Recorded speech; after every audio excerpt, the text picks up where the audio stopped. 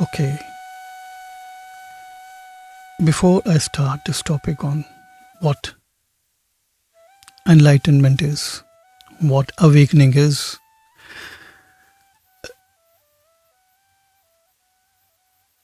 I would like you to listen to this poem of mine which I wrote in 1981. Many of you were not even born then.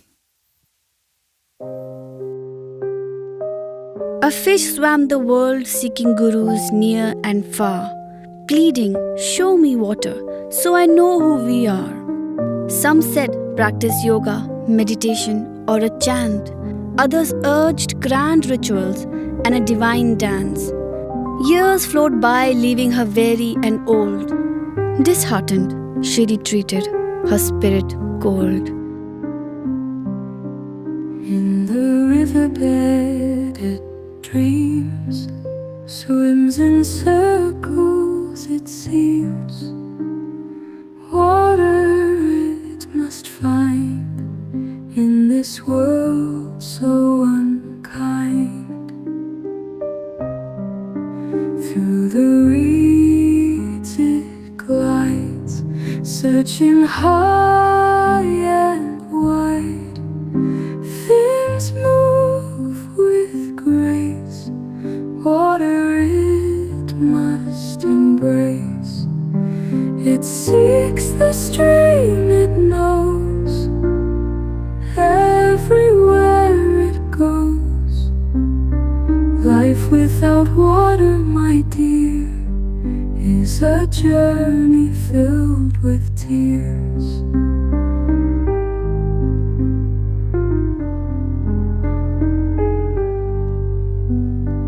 Moonlight guides the way in this twilight gray.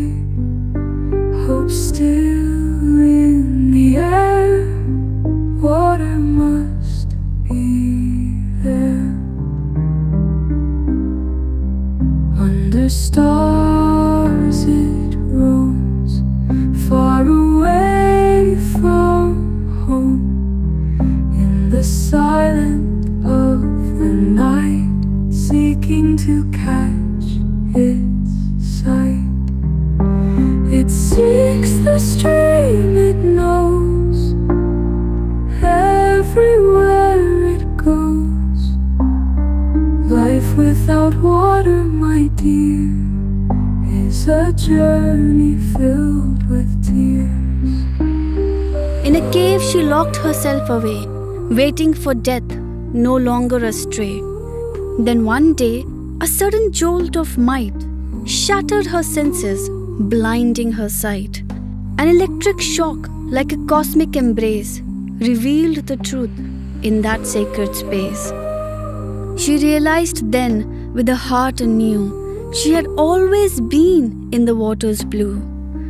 Two types there are in this worldly guise: one who knows liberation in disguise, and another blind to the truth so near, lost in search, in shadows of fear.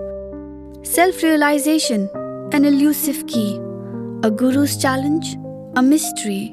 For who can tell in this cosmic play if the soul beside them has found the way? What is enlightenment?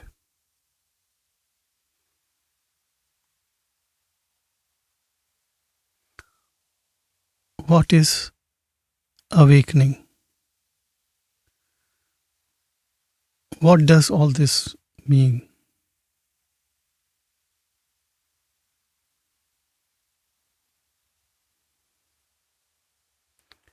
If I tell you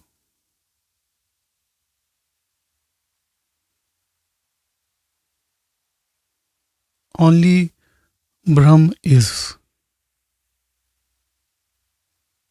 and everything else is opinion,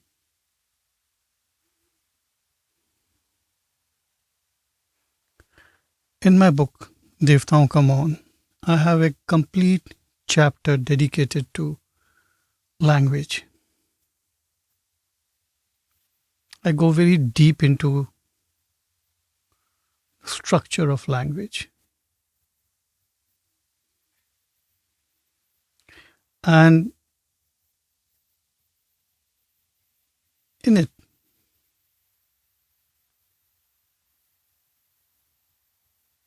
I try to explain that Brahm is Vak and Vak is Brahma. Vak can be very superficially translated as language.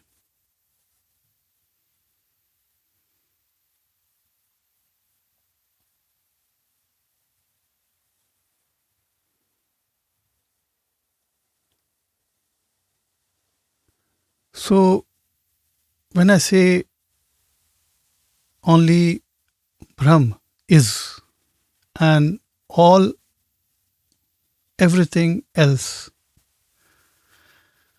is just mere opinion, what does it mean? How does it affect you? Does it make sense to you?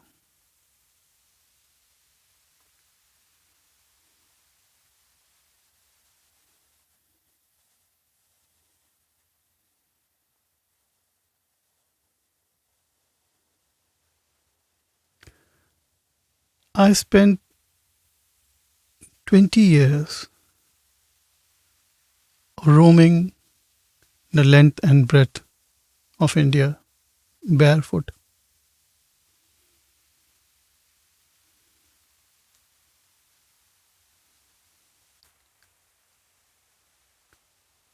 I spent years in the jungle, in the mountains, in the villages, from south to north, from west to east.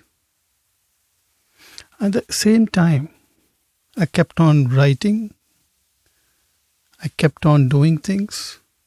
My stories were getting published under the pseudonym of Rajiv M. Shankar. Who that character was, nobody knew. Even my parents. My father was editor Times of India, no small post. My mother was one of the most senior novelist, activist. She has won the highest honors. She was awarded with Sahitya Academy Award. But no one knew who Rajiv M. Shankar was. They didn't know where I was, what I was doing.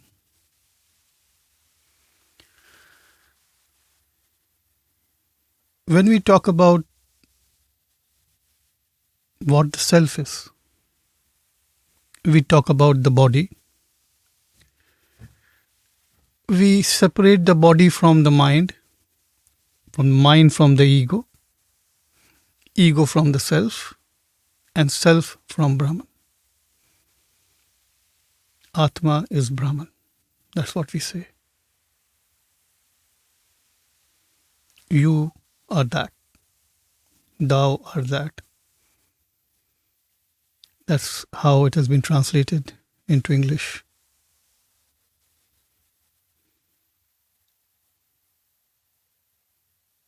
But just as we started the discussion,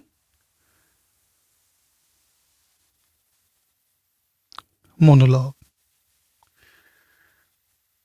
by asking what is enlightenment, what is awakening, we readily throw whatever ideas we know about it and define it. It's like we are pulling the rabbit from a magician's hat. As soon as we say what is enlightenment, immediately something flashes in your mind and you know what it is. But is it?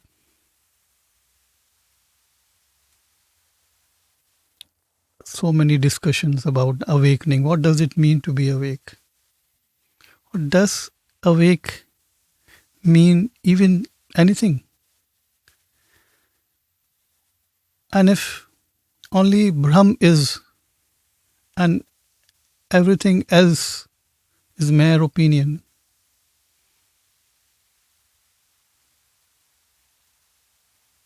that the separation of body from mind, mind from the ego from the self, self from Brahman, all these separations are false.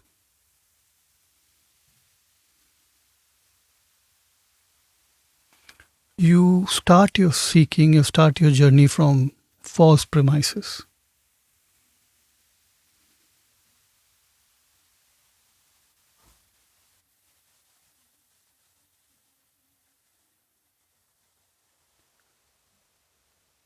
They are not even problems to start with.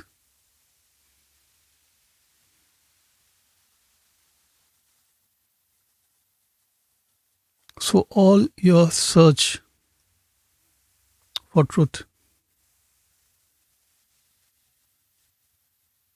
takes you through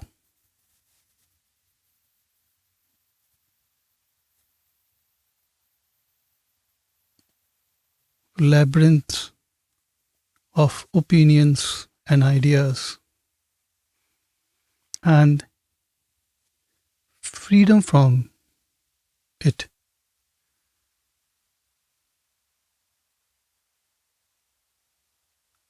is also the end of that search, that seeking that you do.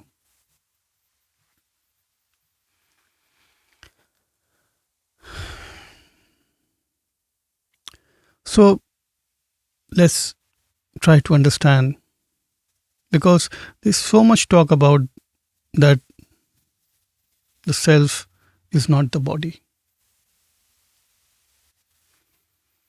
What is the body of the self? What is the body of Brahman?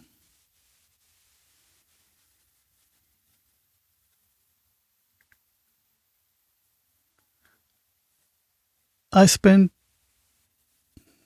as I said, many years in the jungle, but I assure you that an ordinary middle class boy or a girl will not be able to survive in the jungle even for a day. The insects are going to bite you like anything. A wrong step and a scorpion might sting you, and I can assure you the pain is terrible. Nothing like that you have ever experienced. And I've been stung several times.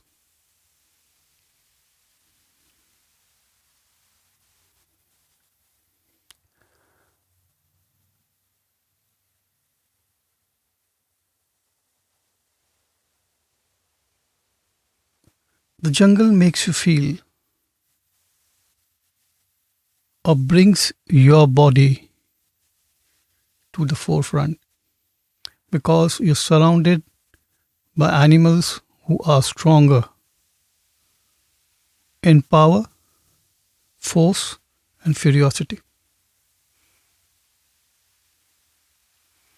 You have tigers, leopards, elephants, snakes,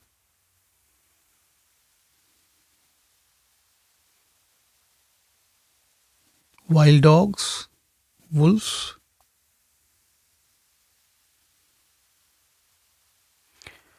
Your body is in constant danger of being attacked.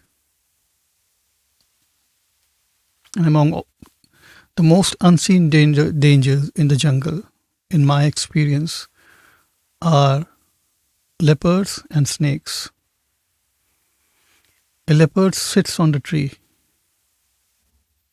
You cannot see him, but he can see you. A snake slithers on the ground and you can't see it because most of the time it is still. It may not harm you, but you are not in your flat in Mumbai, you are in their area.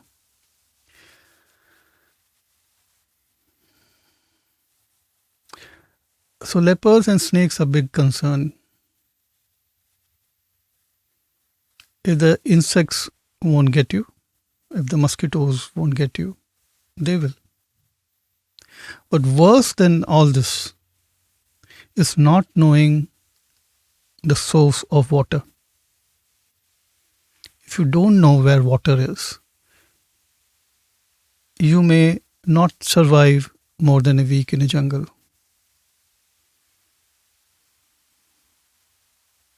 So the leopard may let you be, the snakes may let you be,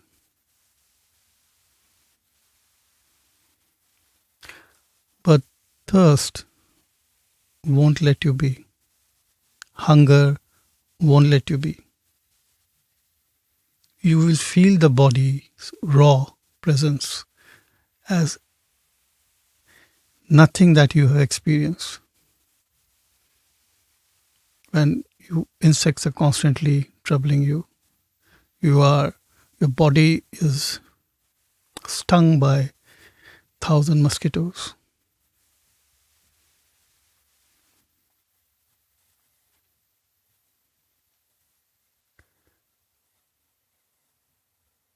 We are sitting in the city and we talk about the self, the ego, and we downplay the body.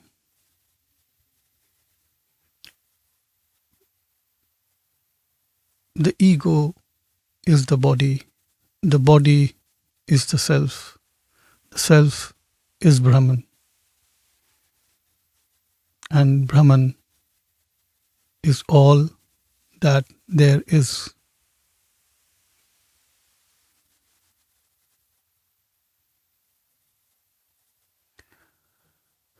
It's very common in Indian cities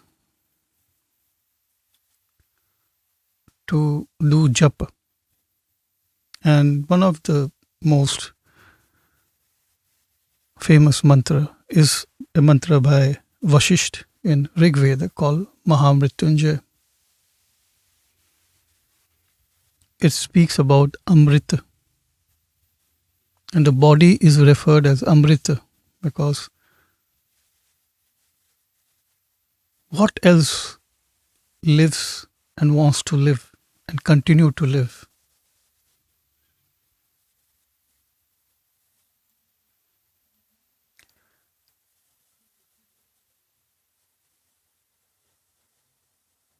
The essence of the mantra is let me fall like a ripe fruit.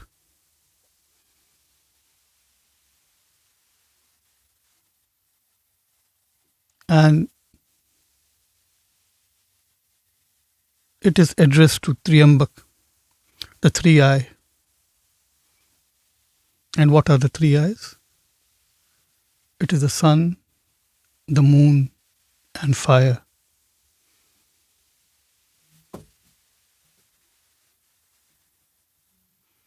But it is the body that sees.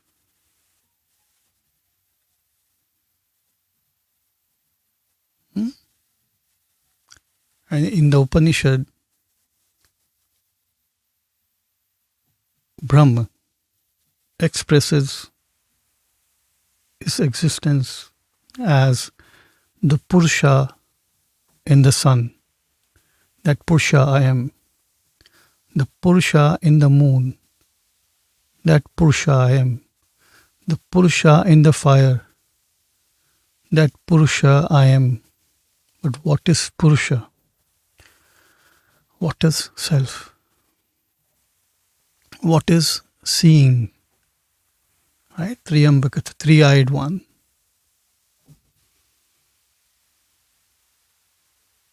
We see in light. We started the topic with enlightenment. Enlightenment means to be filled with light. And enlightenment is arise through language.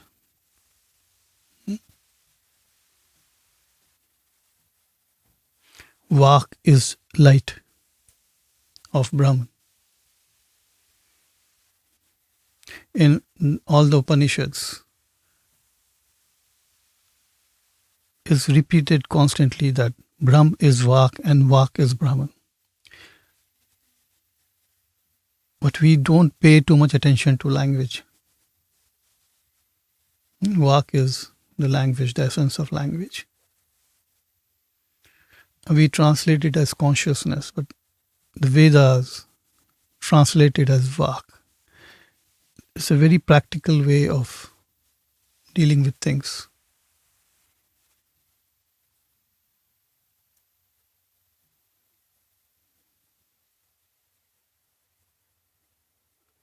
So, seeing Triambak, the eye which sees, the eye in the sun, the eye in the moon, the eye in the fire, and the eye which sees.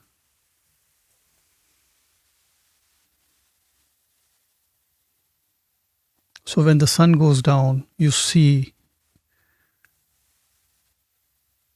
in the jungle, in the daytime, is the sun which guides you to the water.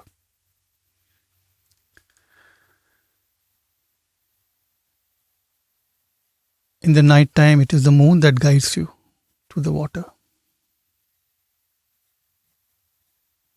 And when there is no sun and moon, it is fire which guides you to the water. And when there is no sun, there is no moon, there is no fire, what guides you? We call it consciousness in English.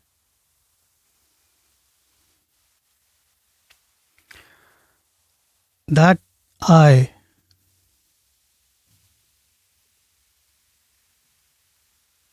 which guides you when the sun is down, the moon is down, the fire is down, that the I, not this I, not the person, although it is called Purusha, right?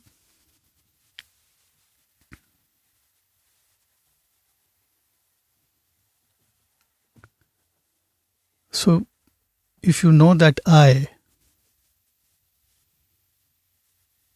know thyself, know who I am, that I and the I are same.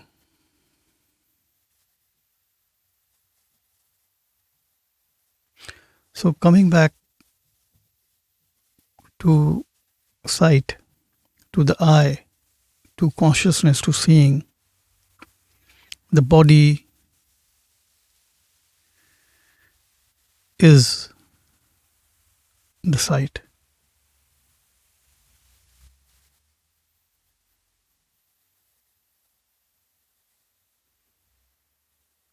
The body of Brahma is you.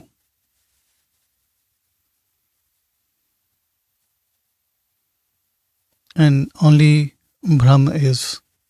Everything else is just mere opinions.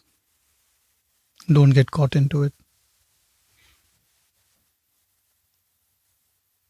So the jungle brings out the body in its rawness.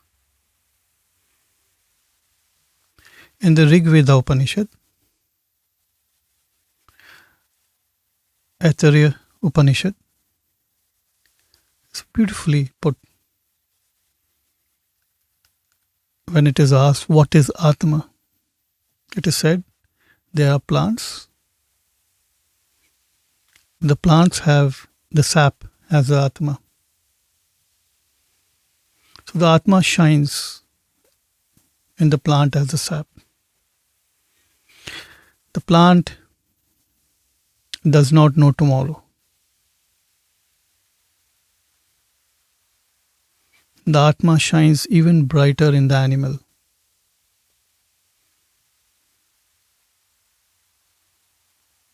It shines as hunger.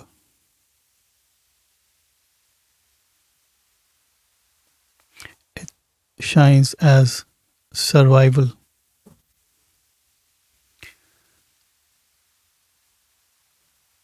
But the animal does not know tomorrow. In man, the Atma shines the brightest because the man knows tomorrow.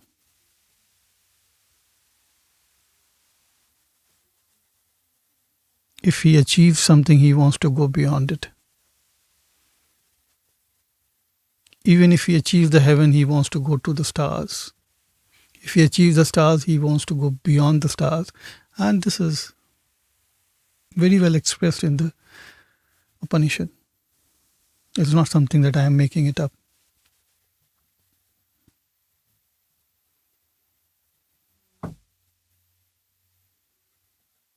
So when you experience the body in its rawness,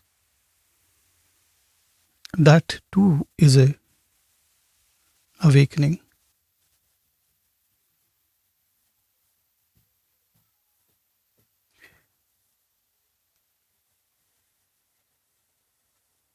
In the jungle,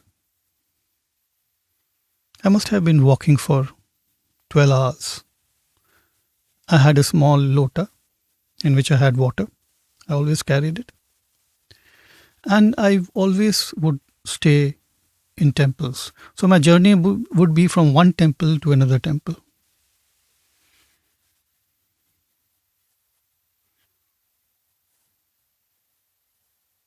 So I was very tired. I seems to have lost the way. And I felt asleep.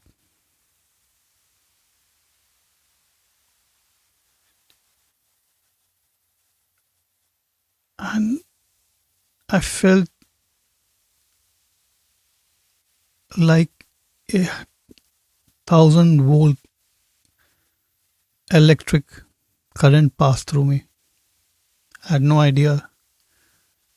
And I suddenly found myself in void, in shunya. I had no legs, no hands, no body. No matter what I tried to do, it wasn't there. I was pure, aware, shunya. As if the emptiness, the silence, there was just awareness and nothing else.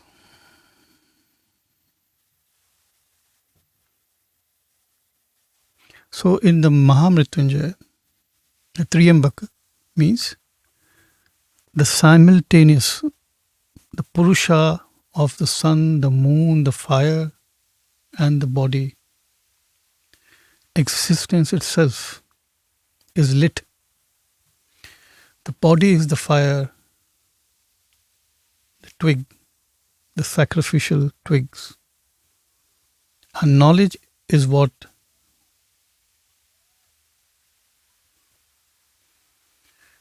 lights it, kindles it.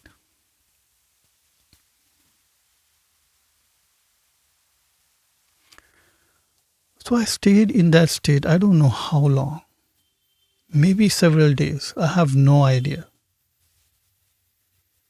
When I came to my senses, my whole body was bitten by insects and mosquitoes. It was in a terrible shape. The water in my lota had gone dry, and I had no idea where I was.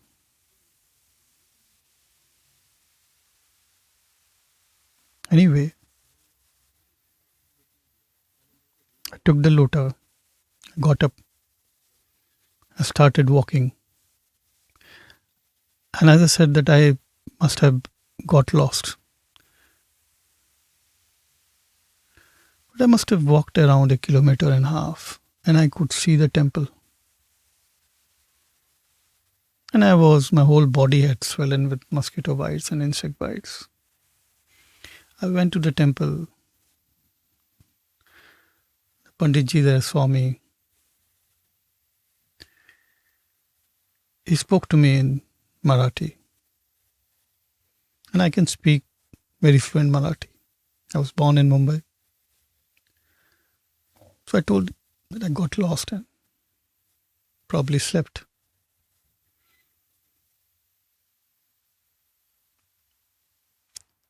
He gave me a cream. I think it was Boruline or something, which to apply on my body. And he fed me. And in a week's time, I was fine and ready to leave and go further.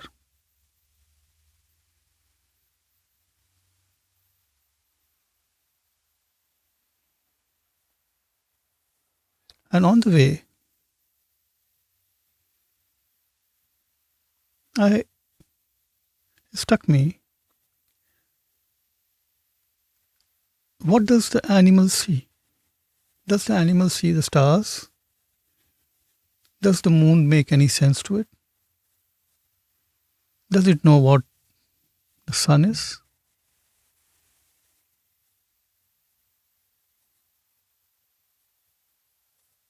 Does it understand seasons?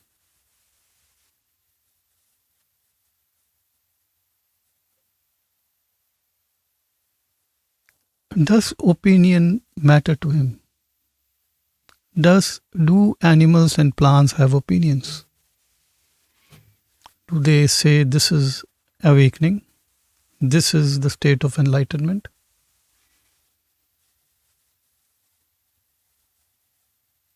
And something extraordinary happened.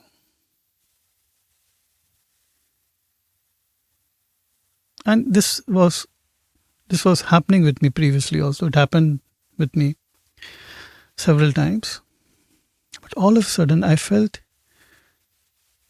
that I am, and everything around me is cradled within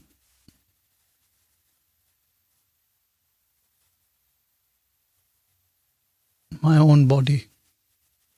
That this me, that plant, that tree, that insect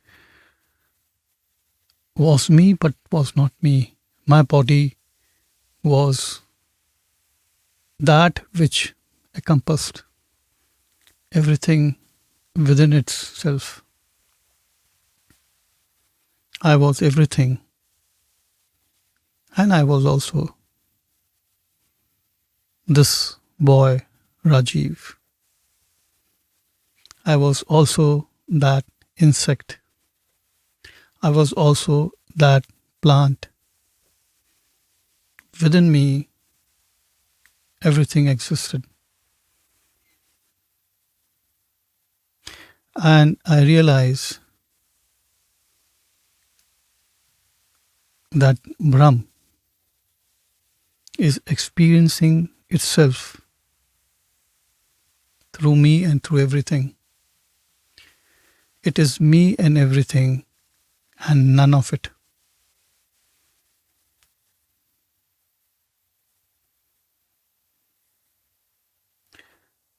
This knowing is not opinion.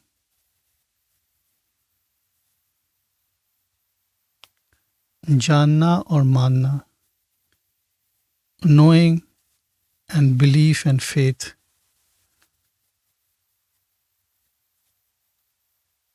are different. Once you know, faith and beliefs dissolve like wax. They no longer trouble you. That doesn't mean that I take sannyas, I go about lecturing about nirvana, moksha. They all become part of the dissolving opinion system. Any information that informs me about what I am dissolves. Only Brahm is. Everything else is just opinion.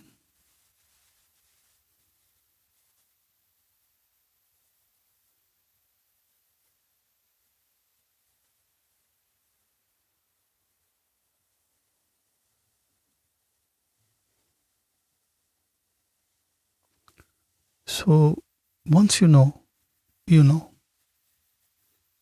It never leaves you.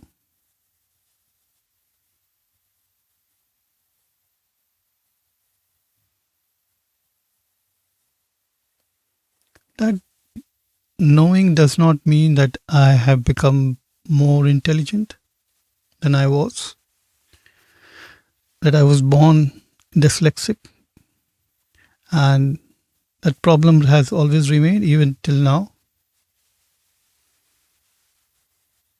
It has not made me into a physicist or a mathematician, or suddenly I am able to solve all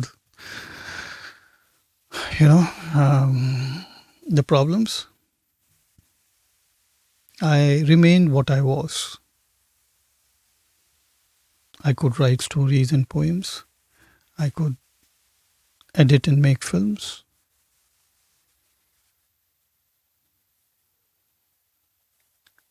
And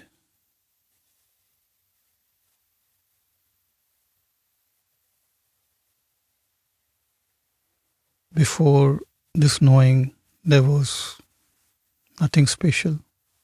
After this knowing, there is nothing special about me.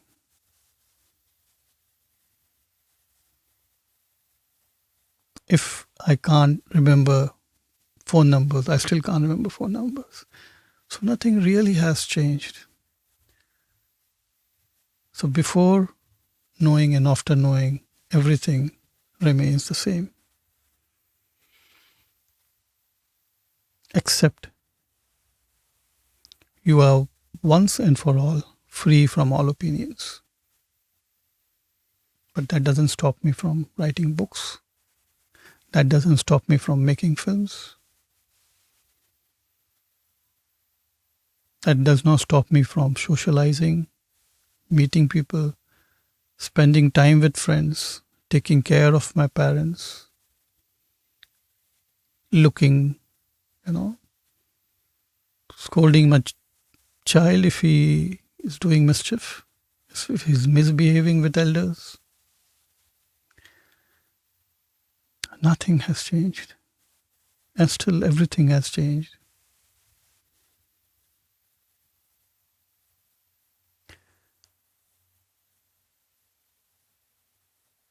So you don't have to be a sannyasi, a sadhu, any of that. You just have to be what you are. Just like I said in the book,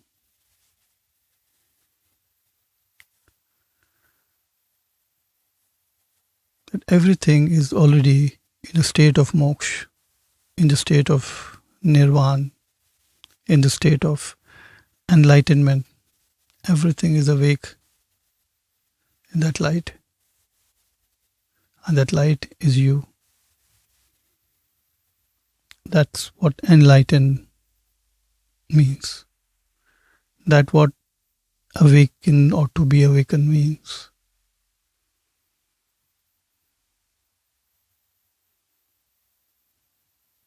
We'll end it here.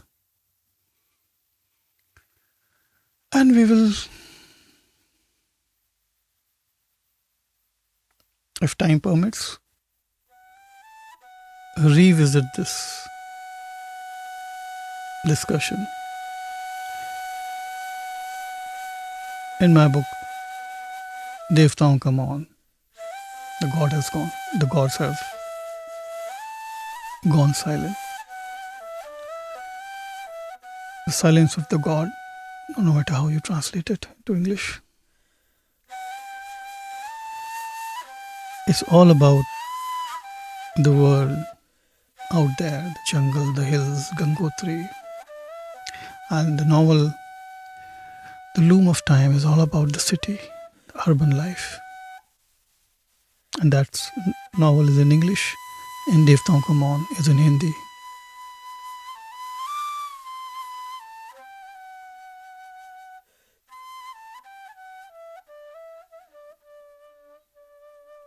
I'll be glad if you purchase it. That's my source of income.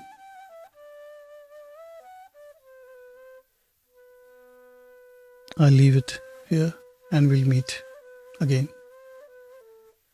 Till then, see you.